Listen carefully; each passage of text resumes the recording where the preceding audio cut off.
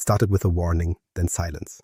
The GPU bill climbed as if the accelerator never slept, yet outputs crawled like the lights went out. Dashboards were green, customers weren't. The anomaly didn't fit. Near zero GPU utilization while latency spiked. No alerts fired, no red lines, just time evaporating. The evidence suggests a single pathology masquerading as normal. Here's the promise. We'll trace the artifacts, name the culprit, and fix the pathology. We'll examine 3 failure modes: CPU fallback, version mismatch across CUDA and ONNX TensorRT, and container misconfiguration, and we'll prove it with latency, throughput, and GPU utilization before and after. Case setup, the environment and the victim profile. Every configuration tells a story, and this one begins with an ordinary tenant under pressure. The workload is text-to-image diffusion. Stable diffusion variants running at 512 or 512 and scaling to 1024 1024. Traffic is bursty. Concurrency pushes between 8 and 32 requests. Batch sizes float from 1 to 8. Service levels are strict on tail latency. P95 breaches translate directly into credits and penalties. The models aren't exotic, but their choices matter. ONNX exported stable diffusion pipelines, cross-attention optimizations like XFormers or scaled.product attention, and scheduler selections that trade steps for quality. The ecosystem is supposed to accelerate when the plumbing is honest. Hardware looks respectable on paper. NVIDIA RTX and A-series cards in the cloud, 16 to 32 GB of VRAM. PCIe sits between the host and device like a toll gate, fast enough when configured, punishing when I/O binds fall back to pageable transfers. In this environment, nothing is accidental. The toolchain stacks in familiar layers. PyTorch is used for export, then ONNX Runtime or TensorRT takes over for inference. CUDA drivers sit under everything. Attention kernels promise speed, if versions align. The deployment is strictly containerized. Immutable images, CI-controlled rollouts, blue-green by policy. That constraint should create safety. It can also freeze defects in Amber. The business stakes are not abstract. Cost per request defines margin. GPU reservations priced by the hour whether kernels run or not. When latency stretches from seconds to half a minute, throughput collapses. One misconfiguration turns an accelerator into a heater. Expensive, silent, and busy, doing nothing that helps the queue. Upon closer examination, the victim profile narrows. Concurrency at 16, batches at 2 to stay under VRAM ceilings on 525, 512, stepping to 2025 for quality. The tenant expects a consistent P95. Instead, the traces show erratic latencies, wide deltas between P50 and P95, and GPU duty cycles oscillating from 5% to 40% without an obvious reason. CPU graphs tell a different truth, cores pegged when no pre-processing justifies it. The evidence suggests 3 avenues. First, CPU fallback. When the CUDA or TensorRT execution provider fails to load, the engine quietly selects the CPU graph. The model works, but at 1030x the latency. Second, version mismatch. ONNX runtime compiled against one, CUDA nodes running another, TensorRT engines invalidated and rebuilt with generic kernels. Utilization appears, but the fast paths are gone. Third, container misconfiguration, bloated images, missing GPU device mounts, wrong NVIDIA container toolkit settings, and memory arenas hoarding allocations, amplifying tail latency under load. In the end, this isn't a mystery about models, it's a case about infrastructure truthfulness. We will trace the artifacts, provider order, capability logs, device mounts, and correlate them to 3 unblinking metrics: latency, throughput, and GPU utilization. Evidence file A, CPU. Fallback, the quiet saboteur. It started with a request that should have taken seconds and didn't. The GPU meter was quiet, too quiet. The CPU graph, meanwhile, rose like a fire alarm. Upon closer examination, the engine had made a choice. It ran a GPU-priced job on the CPU. No alerts fired, the output returned eventually. This is the quiet saboteur, CPU fallback. Why it matters is simple. Stable diffusion on a CPU is a time sink. The model works, but the latency multiplies, 10 to 30 times slower, and throughput collapses. In an environment selling milliseconds, that gap is fatal. The bill keeps counting GPU time, but the device doesn't do the work. The timeline revealed the pattern. Containers that ran locally with CUDA flew. Deployed to a cluster node with a slightly different driver stack, the same containers booted, served health probes, and then degraded. The health endpoint only checked, is the server up? It never checked, is the GPU actually executing? In this environment, nothing is accidental. Silence is an artifact. The core artifact is execution provider order in ONNX runtime. The engine accepts a list. Try TensorRT, then CUDA, then CPU. If CUDA fails to initialize, wrong driver, missing libraries, device not mounted, ORT will quietly bind the CPU execution provider. No exception, no crash, just a line in the logs, often below the fold. CUDA execution provider not available. Falling back to CPU. That line is the confession most teams never read. Here's the weird part. Utilization charts look deceptively normal at first glance. Requests still complete. a service map shows green. But the GPU duty cycle hovers at 5%, while CPU user time goes high and flat. P50 latency quadruples and P95 unravels. Bursty traffic makes it worse. Queues build and autoscale adds more replicas that all inherit the same flaw. Think of it like a relay team where the sprinter never shows up, so the librarian runs the leg. The baton moves, but not at race speed. In other words, your system delivers correctness at the expense of the entire SLO budget. Artifacts pile up quickly when you trace the boot sequence. Provider load logs show CUDA initialization attempts with driver version checks. If the container was built against CUDA 12.2, but the node only has 12, initialization fails. If NVIDIA container toolkit isn't configured, the device mount never appears inside the container. No dev NVIDIA, no lib CUDA. So, if the pod spec doesn't request GPUs explicitly, the scheduler never assigns the device. Any one of these triggers the silent downgrade. Reproduction is straightforward. On a misconfigured node, a simple inference prints providers, CPU execution provider, where you expect TensorRT execution provider, CUDA execution provider. Push a single 512y12 prompt, the GPU remains idle. CPU threads spike, the image returns in 20-40 seconds instead of 2 to 6. Repeat on a node with proper drivers and mounts. The same prompt completes in a fraction of the time, and the GPU duty cycle jumps into a sustained band. The evidence suggests the current guardrails are theatrical. Health probes return 200 because the server responds. There's no startup assert that the GPU path is live. Performance probes don't exist, so orchestration believes replicas are healthy. The system can't tell the difference between acceleration and emulation. The countermeasure is blunt by design. Hard fail if the GPU execution provider is absent or degraded. Refuse to start with CPU in production. At process launch, enumerate providers, assert that TensorRT or CUDA loaded, and that the device count matches expectations. Log the capability set, QDNN, tensor cores available, memory limits, and exit non-zero if anything is missing. Trade availability for integrity, let orchestrators reschedule on a healthy node. To make it stick, enforce I/O binding verification. Bind inputs and outputs to device memory and validate a trivial inference at startup. One warm run that exercises the fused attention kernel. If the timing crosses a latency gate, assume a degraded path and fail the pod. Add a canary prompt set with deterministic seeds. Compare latency against the baseline window. If drift exceeds your tolerance, page production and stop rollout. This might seem harsh, but the alternative is worse. A cluster that works while hemorrhaging time and budget. Lock the provider order, reject CPU fallback, and make the system prove it's fast before it's considered alive. Only then does green mean accelerated. Evidence file B, version mismatch, CUDA, ONNX TensorRT incompatibility. If the GPU wasn't used, the next question is whether it could perform at full speed even when present. The evidence suggests a subtler failure. Versions align enough to run, but not enough to unlock the fast path. The system looks accelerated until you watch the clocks. Why this matters is straightforward. Diffusion pipelines live or die on attention performance. When ONNX Runtime and TensorRT can't load the fused kernels they expect, because CUDA, QDNN, or TensorRT versions don't match, they quietly route to generic implementations. The model works. Utilization hovers around 30 to 50%, and latency stretches beyond budget. The bill looks the same, the work is slower. Upon closer examination, the artifacts are precise. Provider load logs declare success with a tell, falling back to default kernels, or X-formers disabled. You'll see TensorRT plan deserialization fail with incompatible engine rebuilding, which triggers an on-node compile. Engines built on one minor version of TensorRT won't deserialize on another. The rebuild completes, but the resulting plan may omit fused attention or FP16 optimizations. The race finishes. Without spikes, tensor core duty cycles stay muted. Here's the counterintuitive part. Teams interpret it runs as it's optimal. In this environment, nothing is accidental. If scale.product attention isn't active, if X-formers is off, if QDNN reports limited workspace, performance collapses politely. The simple version is that mismatched binaries force kernels that use more memory movement and less math density. PCIe becomes visible in traces. Tail latencies drift as concurrency rises. Think of the stack as a lock set. Driver, CUDA toolkit, CUDNN, ONNX runtime build flags, and TensorRT. One tooth out of place, the key turns halfway. ORT advertises a capability graph per execution provider.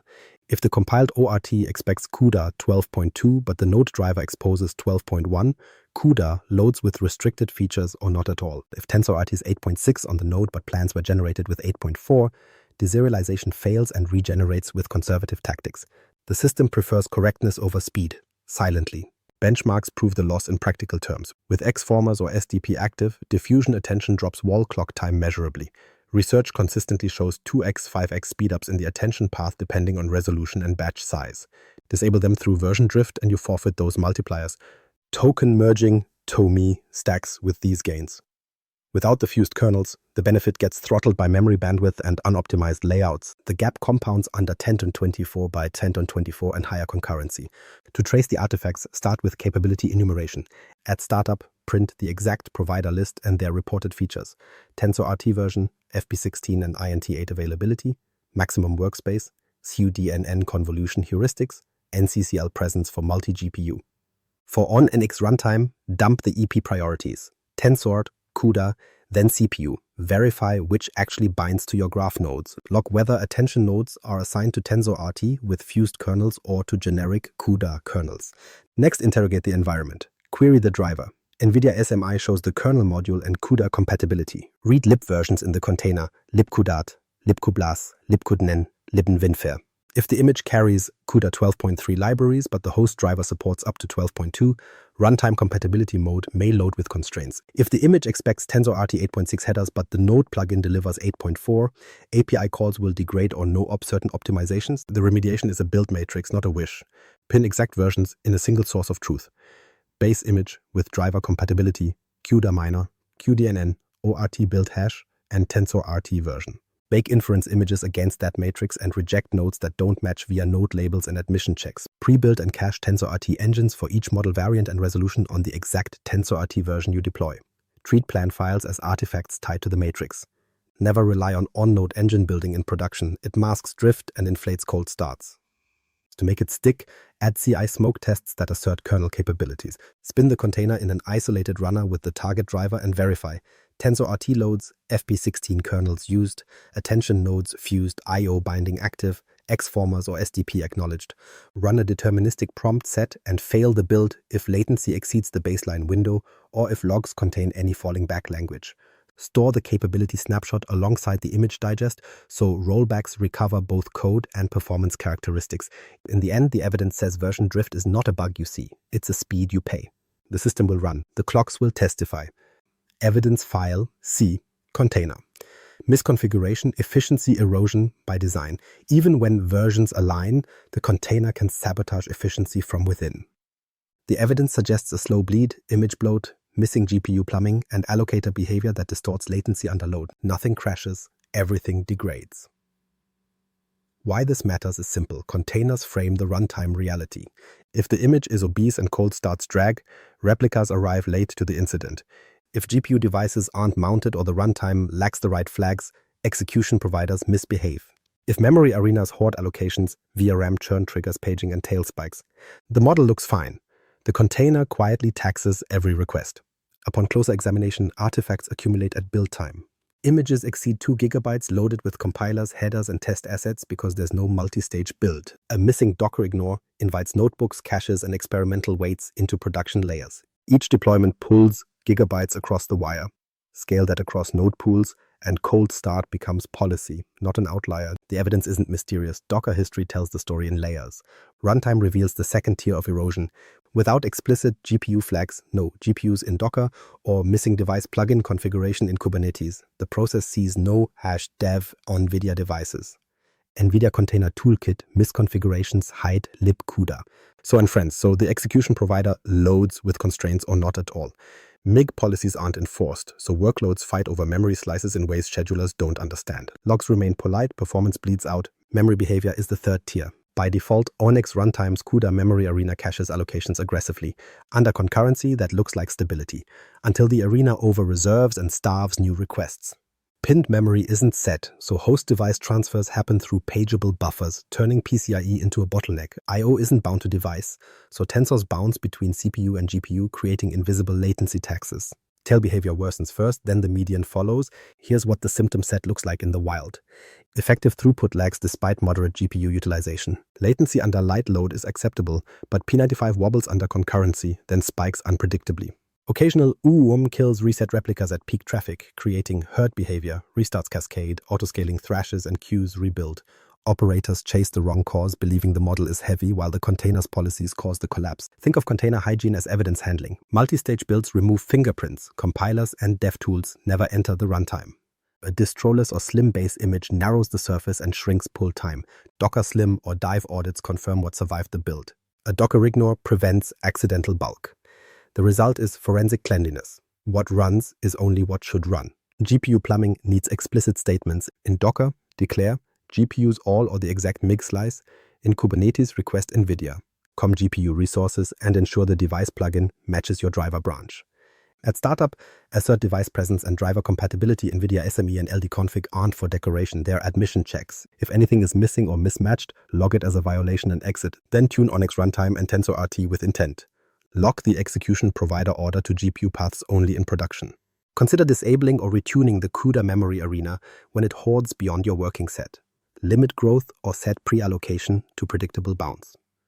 Enable FP16 by default when accuracy guardrails allow it. Gate INT8 behind an accuracy test. Bind I/O to device memory so inputs arrive where computation lives, and choose streams deliberately to prevent head-of-line blocking. Make it stick with 2 gates, health and performance. Health is not just a 200, it's a verified capability snapshot. Providers loaded, fused kernels present, tensor cores acknowledged, I/O bound. Performance is a baseline prompt set that runs warm at startup with a latency window and utilization floor. If the container can't achieve both, it's not admitted to service. Attach pull size budgets to CI, so images that exceed thresholds fail the build. Keep a diff of image contents per digest, so rollbacks restore code and hygiene. The evidence suggests that containers don't just deploy software, they encode behavior under stress. When they're noisy, heavy, or vague about the GPU, they turn acceleration into ceremony. When they're lean, explicit, and assertive, they preserve the fast path you paid for. In this environment, nothing is accidental. The container either helps the GPU do its work or gets in the way. Forensics lab, metrics that convict, latency, throughput, utilization. Evidence beats opinion. So we fix the prompt set, lock the seeds, and run warm. Same schedulers, same steps, 2025 for 500 for 512, expanded to 50 for 1024 by 1024 to expose strain. Concurrency is held at 16 with a sweep to 32. Batch size starts at 1, rising carefully until VRAM boundaries speak. No extrapolation, no excuses, just clocks and counters. Latency testifies first. In the degraded state, the CPU fallback or generic attention path, P50 at 512 stretches into double digits. P95 tells the real story. It wanders to 20-40 seconds, unpredictably, because queues compound small inefficiencies. At 10-24 by 10-24, with 50 steps, P95 becomes a breach on arrival. After remediation, GPU EP locked, fused attention active, I/O bound to device, P50 returns to the low single digits, and P95 compresses inside budget. The range shrinks, the system becomes predictable. Throughput corroborates. At concurrency 16, the degraded path yields a trickle. Images per minute barely climb with replicas because each instance stalls itself. Scaling to 32 multiplies contention, not output. Postfix, the relationship straightens. Images per minute rise near linearly until the tensor core duty cycle saturates or VRAM caps the batch. The slope difference is the conviction. Work actually crosses the finish line faster, not just louder. Utilization closes the case. Before, GPU duty cycle idles between % and 50% with long flat valleys. CPU user time holds a suspicious plateau. PCIe counters show chatter from pageable transfers. After, the duty cycle stabilizes into a high, consistent band with visible tensor core engagement. CPU returns to orchestration and light preprocessing. PCIe spikes compress because pinned memory and I/O binding eliminated the unnecessary traffic. Nothing else explains that shift except real acceleration. We add a stress cross-check. Under 512, steps 2025, the fixed path sustains concurrency 16 without tail spikes. Push to 32 and the system degrades gracefully. P95 expands predictably, not chaotically. Under 1024 by 1024 at 50 steps, the differences magnify. The degraded path buckles into timeouts, the hardened path holds serviceable P50 and an acceptable P95 with batch 1-2 until VRAM boundaries 1. This is where arenas and streams matter. After tuning, head-of-line blocking recedes. The cost angle is simple arithmetic. Requests per GPU hour climb 2 to 5x when fused attention, FP16 and I/O binding are verified. Effective cost per 1,000 images falls accordingly. Cold start penalties shrink because images are slim and engines are pre-built. Nodes stop paying compile tax on first touch. The ledger agrees with the logs. Verification prevents lucky runs. Repeat on a second node pool with a different minor driver version.